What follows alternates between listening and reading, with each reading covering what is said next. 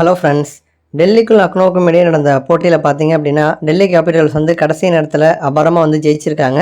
ஒரு விதத்தில் பார்த்தீங்கன்னா சிஎஸ்கேவுக்கு வந்து பெரிய ஒரு ஹெல்ப் பண்ணியிருக்காங்க அப்படின்னு தான் வந்து சொல்லணும். ஏன்னா இப்போதைக்கு பார்த்தீங்கன்னா சிஎஸ்கேவுக்கு வந்து இன்னும் ஒரே ஒரு கேம் மட்டும்தான் வந்து இருக்குது. அந்த ஒரு கேமில் வந்து ஜெயிச்சே ஆகணும், மஸ்வின் கேம் அது.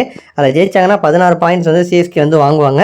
அப்போ இன்னொரு புறம் வந்து சிஎஸ்கேவுக்கு வந்து போட்டின்னு பார்க்குறப்ப சன்ரைசர்ஸ் வந்து கண்டிப்பாக 16 வாங்கி உள்ளே போயிடுவாங்க. அப்போ சிஎஸ்கே உள்ளே போகணும் அப்படின்னா லக்னோலாம் வந்து 16 பாயிண்ட் வந்து வாங்கக்கூடாது. இப்போ டெல்லிக்கு அகைன்ஸ்டாக வந்து லக்னோ ஜெயிச்சிருந்தாங்க அப்படிங்கிற பட்சத்தில் அவங்க வந்து ஜெயிச்சா மட்டும் பத்தாது, ரன் ரேட் டைம் வந்து கொஞ்சம் அதிகப்படுத்தணும். பட் வந்து ஜெயிச்சு ரன் ரேட் டைம் வந்து அதிகப்படுத்தியிருந்தாங்கன்னா அவங்க 16 பாயிண்ட்ஸ் வாங்கி சிஎஸ்கேவுக்கு வந்து சிக்கலாக வந்து மாறி இருப்பாங்க. பட் டெல்லி வந்து அதுக்கெல்லாம் வந்து விடலை. இந்த கேமில் பார்த்தீங்கன்னா டெல்லி வந்து ரொம்ப அபாரமாக வந்து ஜெயிச்சிருக்காங்க. ஃபஸ்ட்டான டெல்லி 208 அடிச்சிட்டாங்க. அடுத்தான லக்னோலியில் ஆரம்பத்திலே டிகாக்கு, ராகுல், ஸ்டாயினஸு, தீபக் கூடா இவங்களாம் வந்து சொதப்புனாங்க. ஒரு கட்டத்தில் வந்து பூரன் மட்டும் பார்த்தீங்கன்னா 61 ரன் வந்து அடிச்சிருப்பாரு. அதேமாதிரி இந்த கேமில் வந்து ஹர்ஷத் கான் வந்து செம்மையாக வந்து ஆடிருப்பார்.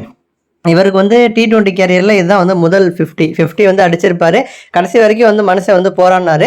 பட் இருந்தாலும் பார்த்தீங்க அப்படின்னா டீமுக்கு வந்து வெற்றியை வாங்கி கொடுக்க முடியலை. இதனால் லக்னோ பார்த்தீங்க அப்படின்னா படுதோல்வி அடைஞ்சிருக்காங்க. லக்னோ வந்து படுதோல்வி அடைஞ்சதோட மட்டும் இல்லாமல் டெல்லிக்கு மேட்ச் வந்து முடிஞ்சு போச்சு. அவ்வளோதான். டெல்லி வந்து 14 போட்டியில் ஆடி 14 பாயிண்ட்ஸ் வந்து வாங்கியிருக்காங்க. டெல்லி வந்து இப்போதைக்கு வந்து சிஎஸ்கேவோட ரன் ரேட்டில் பார்த்தீங்க அப்படின்னா கம்மியாக தான் வந்திருக்காங்க. அதனால் டெல்லியால் இனிமேல் சிஎஸ்கேவுக்கு பிரச்சனை கிடையாது. அதேமாதிரி லாஸ்ட் கேம் சிஎஸ்கேவுக்கும் ஆர்சிபிக்கும், அதில் சிஎஸ்கே ஜெயிச்சிட்டாங்க அப்படின்னாலே ஆர்சிபி வெளில போயிடுவாங்க. அதுவும் வந்து பிரச்சனை இல்லை. அதேமாதிரி லக்னோவை பொறுத்த வரைக்கும் இன்னும் ஒரு கேம் தான் அவங்களுக்கு இருக்குது.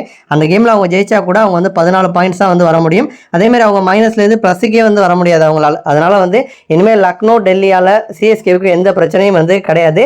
ஆர்சிபியால் மட்டும்தான் பிரச்சனை என்ன ஆகும் அப்படின்னா, ஒருவேளை சிஎஸ்கே தோத்துட்டாங்கன்னா சிஎஸ்கே 14, ஆர்சிபி 14, டெல்லியும் 14, இன்னொரு புறம் லக்னோ லாஸ்ட் கேமில் ஜெயிச்சா அவங்களும் 14. ஒரு 4 அணிகள் வந்து 14 பாயிண்ட்ஸ் வாங்கியிருப்பாங்க.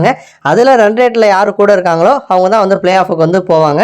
ஸோ அதனால் டெல்லி வந்து ஜெயிச்சது சிஎஸ்கேவுக்கு வந்து ஒரு விதத்தில் பார்த்தீங்கன்னா செம ஃபேவராக வந்து அமைஞ்சிருக்கு. பட் இருந்தாலும் அந்த லாஸ்ட் கேம் அப்படிங்கிறது மஸ்ட் வின் கேம், பால்வாசாவா அப்படிங்கிற மாதிரி கேம். சிஎஸ்கே பொறுத்த வரைக்கும் ஜெயிச்சா மட்டும் வந்து போதும். இன்னொரு ஆர்சிபியை பொறுத்த வரைக்கும் ஜெயிச்சா மட்டும் வந்து பத்தாது. 18 ரன்கள் வித்தியாசத்தில் ஆர்சிபி ஜெயிக்கணும். அப்படி இல்லைன்னா 11 பால் மீதம் இருக்கிறப்ப ஆர்சிபி வந்து ஜெயிக்கணும். இது ரெண்டும் நடந்தால் மட்டும்தான் ஆர்சிபியால் பிளே ஆஃபுக்கு வந்து போக முடியும். பட் இப்போதைக்கு பார்த்தீங்க அப்படின்னா இதுக்கு முன்னாடி பழைய வரலாறு எடுத்து பார்க்குறப்ப ஆர்சிபி சிஎஸ்கே பல முறை வந்து ரொம்ப ஈஸியாக வந்து வீழ்த்திருக்காங்க. அதனால் பிளே ஆஃப் போக போகிற 4 அணிகள் இப்போதைக்கு ஒரு 90% வந்து உறுதியாயிருச்சு. KKR, Rajasthan royals, sunrisers Hyderabad, CSK இந்த 4 அணிகள் போவதற்கான வாய்ப்பு தான் அதிகமாக இருக்குது. நன்றி.